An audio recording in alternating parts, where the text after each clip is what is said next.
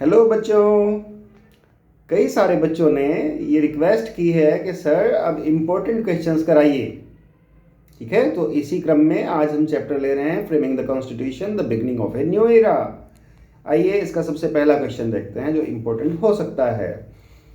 What were the ideals expressed in the objective resolution. कौन कौन से बताइए आप कौन कौन से आइडियल्स थे जो ऑब्जेक्टिव रेजोल्यूशन में दिए गए थे। पता है ना आपको किसने ये प्रपोजल दिया था? पंडित जवाहरलाल नेहरू। बिल्कुल सही सोच रहे हैं आप। चलिए देखते हैं। ऑब्जेक्टिव रिजोल्यूशन ये एक ऐसा डॉक्यूमेंट है जो मेन ऑब्जेक्टिव्स को दर्शाता है जिनको हमने ध्यान में लेकर अपना संविधान, अपना कॉन्स्टिट्यूशन ऑफ इंडिया बनाया, लिखा। दूसरा, ये प्रिपेयर किया गया था जवाहरलाल नेहरू को और ये इंट्रोड्यूस किया गया था 13 दिसंबर 1946 के दिन। तो यहाँ पर ऑब्जेक्टिव जो है, objective proclaimed India to be an independent sovereign Republic.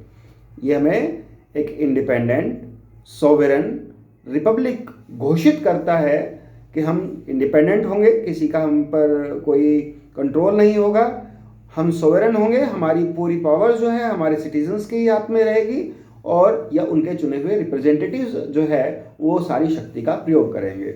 और यहाँ पर कहा गया है कि हम रिपब्लिक होंगे, यानी हमारा head of the government chosen by public, chosen by the citizens of India रहेंगे।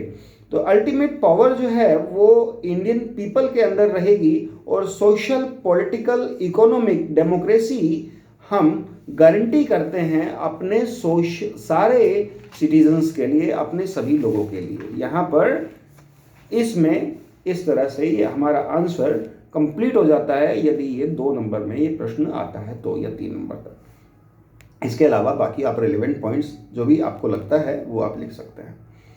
Next, how was the term minority defined by the different groups.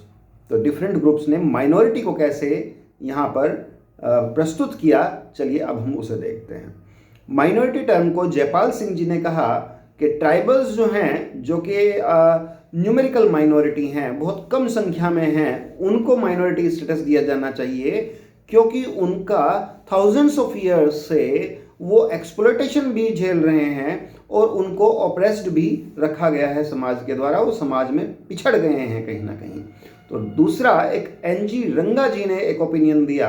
उन्होंने बताया पुअर और डाउनट्रोडन जो पीपल हैं, उन्होंने समाज को 2 भागों में बांटने की कोशिश की एनजी रंगा जी ने, कि अमीर और गरीब। उन्होंने कहा जो पुअर पीपल्स हैं वो डाउनट्रोडन हैं, पुअर हैं जो लोग, उनको असेंशियली वो सारी कंडीशन दी जानी चाहिए, वो सारे राइट्स दिए जाने चाहिए जो कॉन्स्टिट्यूशन ने बाकी सभी लोगों को दिए हैं और इसीलिए उन्हें भी माइनॉरिटी स्टेटस मिलना चाहिए।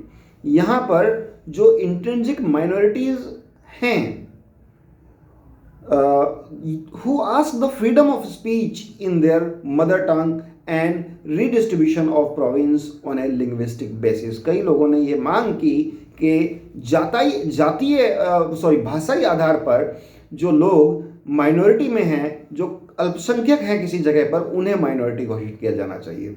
रिलीजियस माइनॉरिटीज़ को भी मुस्लिम लीग ने और कई जो उनके संगठन थे, धार्मिक संगठन, उन्होंने कहा कि मुस्लिम लीग को मुस्लिमों को यहाँ पर माइनॉरिटीज़ के रूप में लिया जाना चाहिए और सेपरेट इलेक्ट्रेट उन्हें आज़ाद भारत के अंदर भी दिया जाना चाहिए। फाइनली डिप्रेस्ड कास्ट जो हैं उनको माइनॉरिटी के रूप में रखा गया, माइनॉरिटी कम्युनिटीज़ के रूप में। क्यों? क्योंकि उनका सिस्टमेटिक मार्जिनलाइजेशन हुआ था सोसाइटी के द्वारा, not bye there numerical significance, और उनकी न्यूमेरिकल सिग्निफिकेंस के आधार पर नहीं, इसलिए क्योंकि उनका सिस्टमेटिक मार्जिनलाइजेशन हुआ था, इसलिए उन्हें माइनॉरिटी माना गया।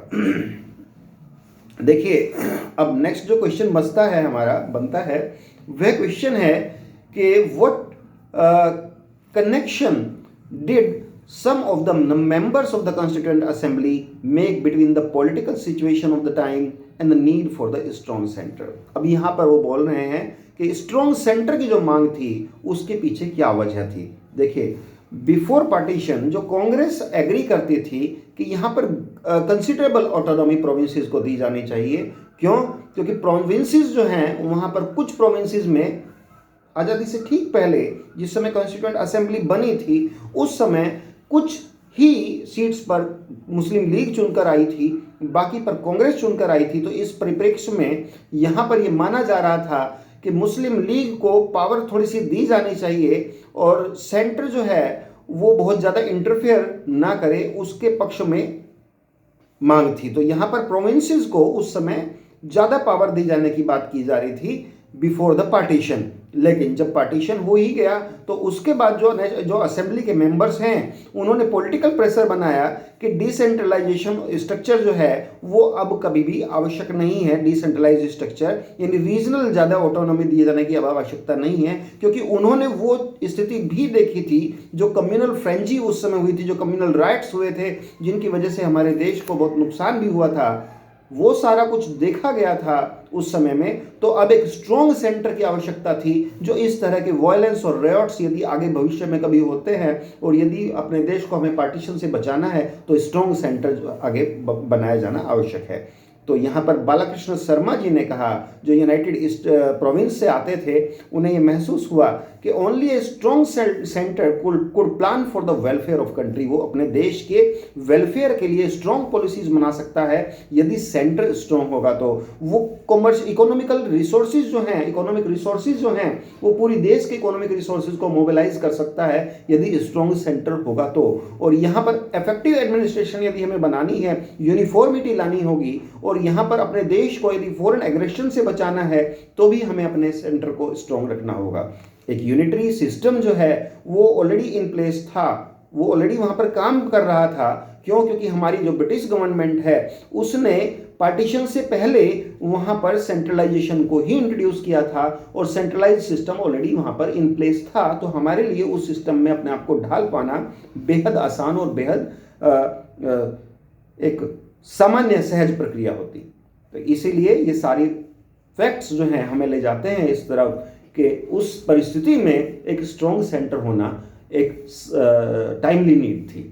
चलिए अगला जो प्रश्न बनता है हमारा बेटे वो ये है, इसका ठीक उल्टा प्रश्न यदि उसने पूछ लिया कि what were the arguments in favour of the greater power to the provinces. Provinces को ज़्यादा पावर दी जाए, इसके फेवर में कौन कौन लोग मांग कर रहे थे और उनका क्या कहना था, क्या क्या उनके तर्क थे।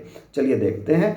देखिए मैनी पीपल लाइक के संथानम, उन्होंने ये कहा, ये महसूस हो करते थे कि ज़्यादा पावर यदि हम सेंटर को देते हैं वो इतना उसको ज़्यादा पावर देने से ही वो इफेक्टिव नहीं बन पाएगा। क्यों?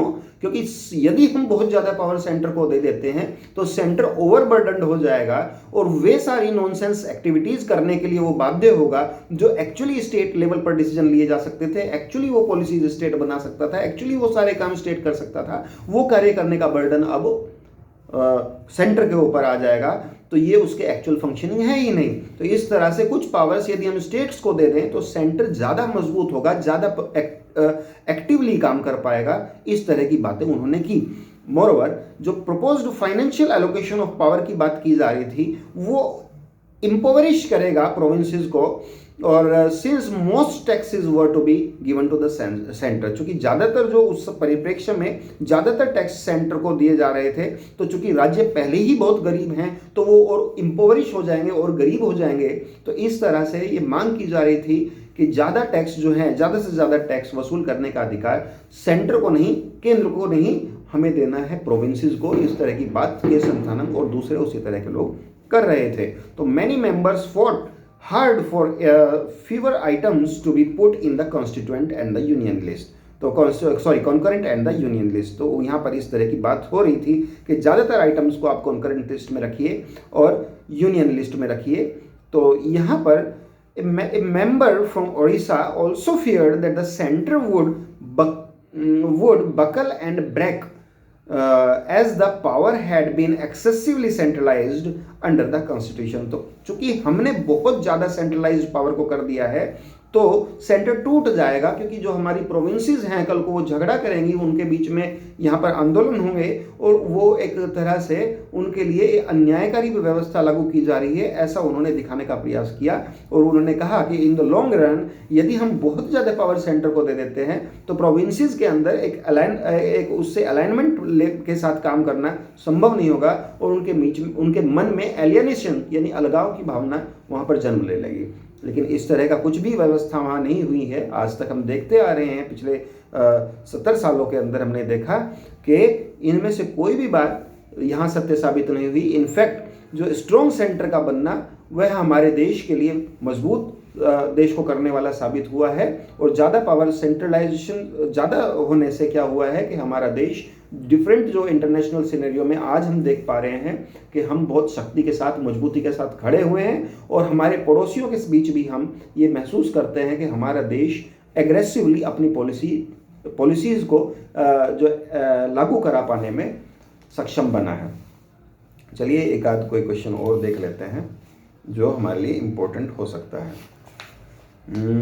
एक प्रश्न हमारा है कि how did the constituent assembly seek to resolve the language controversy. Definitely language एक ऐसा इशू था जिसके ऊपर बहुत गंभीर बहस हुई, यहाँ पर बहुत कंट्रोवर्सी हुई और इसके इंटेंस आर्ग्यूमेंट्स हुई इस इशू के ऊपर। और यहाँ पर डेडलॉक क्रिएट हो गया। संविधान निर्मात्री सभा कॉन्स्टिट्यूएंट असेंबली के लिए कार्य कर पाना, वर्किंग कर पाना पॉसिबल ही नहीं रहा। जब ये इशू हॉट डिबेट में आया तो उस समय जो लैंग्वेज है, ऑफिशियल लैंग्वेज क्या हो और कौन सी भाषा हमारी ऑफिशियल लैंग्वेज होनी चाहिए, ये बड़ा हॉट डिबेट का इशू रहा। और नो डाउट हिंदी को लागू करवाने वाले जो लोग थे, जो चाहते थे कि हिंदी हमारी नेशनल लैंग्वेज बने, उनके बीच में और उसके अपोज करने वाले लोगों के बीच में एक बहुत भारी टसल हमें देखने के लिए मिली। इट वॉज नाउ डिसाइडेड कि जो हिंदी है देवनागरी स्क्रिप्ट में जो रहेगी वो हमारी ऑफिशियल लैंग्वेज होगी। लेकिन इसके प्रति जो ट्रांजिशन होना है, धीरे धीरे हम चूंकि कन्वर्ट होना है, अभी सभी स्टेट्स में ये स्थिति नहीं है कि वहाँ हिंदी भाषी लोग होते हों, तो उसके लिए जो ट्रांजिशन होना है धीरे धीरे उसकी तरफ हमें जाना है। संक्रमण जो होना है, जो व्यवस्थाएं क्रिएट की जानी है कि हम सारी देश में हिंदी जो है उसको ग्रेजुअली धीरे धीरे वहाँ पर लागू कर सकें। तो उसके लिए for the first 15 years English would continue to be used for all official purposes. तो यहाँ पर 15 साल के लिए सिर्फ हम अंग्रेजी लेकर आए थे, जो आज तक भी हम पर हावी है।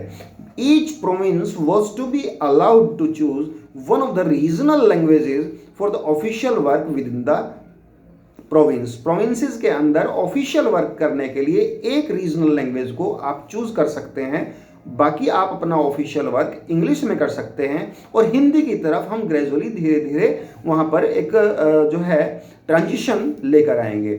Bye referring to Hindi as the official rather than the national language, the language committee hope to arrive at a solution that would be acceptable to everybody, to all.